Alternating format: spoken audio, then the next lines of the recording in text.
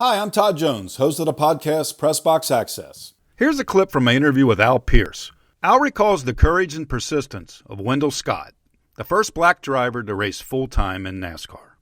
Many years ago, Wendell Scott, the only until Bubba came along, Wendell Scott was the only African-American driver of any note in NASCAR. And he won a race in Jacksonville, Florida one night. He's 63. Mm-hmm. Well, the people in Jacksonville that night at that racetrack were not about to have a black man get up on stage with a white beauty queen and take the trophy, pose for pictures. That's the way it was in Jacksonville in the early 60s. So they came up with this bogus scoring era in which Buck Baker, a white champion, popular driver, Buck Baker was given the opportunity to go up on stage, kiss the beauty queen, go through all the post-race hoopla, and he had not won the race. And Wendell Scott knew he had not won the race. Wendell knew that he had won it, and he quietly said to the officials, "I'd like a scoring recheck." Well, it took about 2.5 hours to recheck scoring when everybody knew that Wendell had won the race. The promoters in Jacksonville wanted to clear the grandstand. They wanted everybody gone before they said a black man has won our race.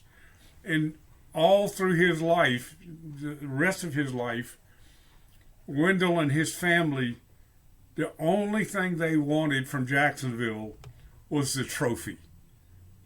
They had given the trophy to Buck Baker, who had taken it back to Charlotte.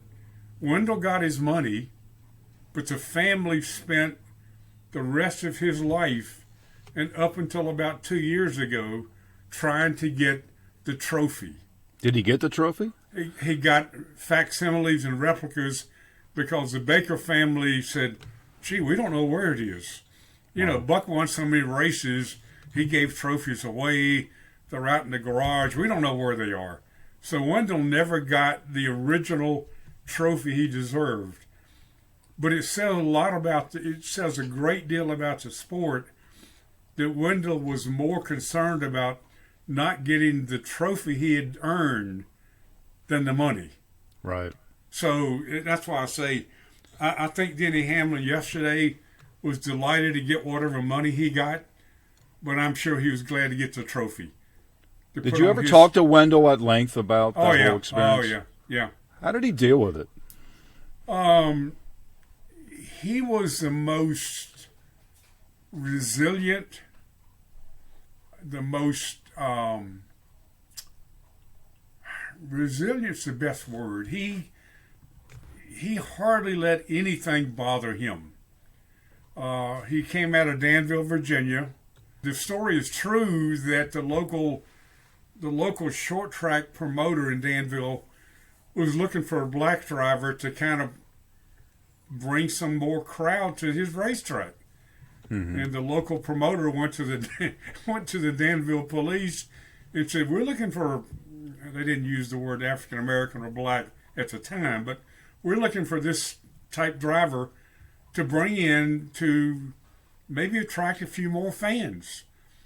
And the police said, "Well, there's this guy named Wendell Scott who hauls moonshine, and we can't catch him.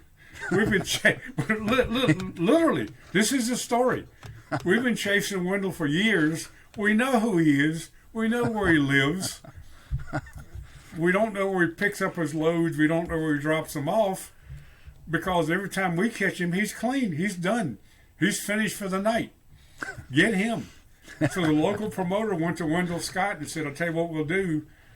If you come out and race at our racetrack, we'll guarantee you X amount of money," because he knew that Wendell would attract African American fans. We'll take care of you. We won't let it bother you. Right. And Wendell became so successful on the short tracks in Virginia and the Carolinas. He eventually went to Cup and eventually won a race. He's in the NASCAR Hall of Fame. He never ever let the intimidation, he never let the threats, he never let the post-race deep down in the dark woods on the two-lane roadblocks bother him. He and his sons, and I think one of his brothers, sort of like the Wood brothers, the family was the team. Mm. The sons were the crew and all. And Wendell just said, "This is our career. This is what we're going to do." And he was an excellent mechanic. He worked on his own car. And later in his life, when it became clear that he was a serious racer, he was not just a publicity stunt, people began to give him used parts and pieces. The Pettys were good to him. Bobby Allison was good to him. Holman Moody team was good to him.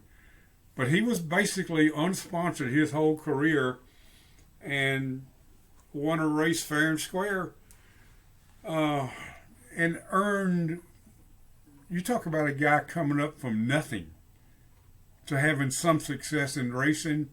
Wendell Scott probably came from as little as anybody's ever had to become a winner. A one-time winner, but a winner just the same. I'm so glad you've shared this about Wendell. I mean, he's a name that doesn't get enough attention, gets lost in history. And you think about the courage he had in the car and the courage out of the car. Oh, yeah. He never, from what I can tell, and again, I talked to him, I talked to his family as recently as a year ago. I don't know that he ever stooped to retaliate to what was done to him. Now, on the racetrack, if you roughed him up, he'd rough you up if he could. That's fair game. Everybody does that. But I don't think Wendell ever retaliated outside the race car. He never walked down to another guy's pit with a tire wrench and started whipping on him. I don't think he ever did that. He was a gentleman. I so much. Again, I started in '69, and he was racing then, and I count myself fortunate to have seen people like Buck Baker and Wendell Scott and Leroy Yarborough, a lot of guys who had short-lived careers. Right. Not necessarily short-lived, but Wendell's career, it ended with an injury at Talladega. I'm so glad I got to see him race and got to meet him and write about him.